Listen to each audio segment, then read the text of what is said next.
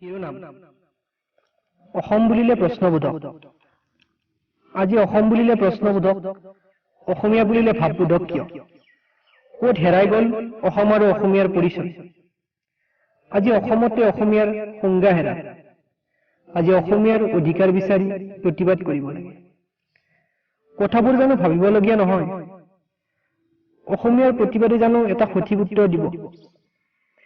যিখন অসমে পাইছিল লাচিত কনকলতাৰ নিচিনা দেশপ্ৰেমী, সেইসকল আজি কেৱল কিতাপৰ পাতত।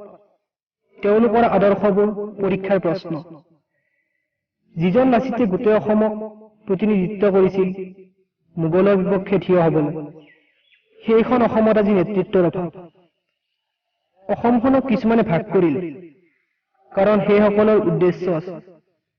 তেওঁলোক ৰজা হ'ব, তেওঁলোকৰ মতে জনসাধাৰণ চলিব। অসমখন যিটো দিশত আগুৱাইছে, এদিন অসমত সকলো ৰজা হ'ব। প্ৰত্যেকে শুৱলা ভাষণ দিব, কিন্তু শুনিবলৈ কোনো নাথাকিব, কাৰণ ৰজাৰ ভাষণ ৰজাই নুশুনে।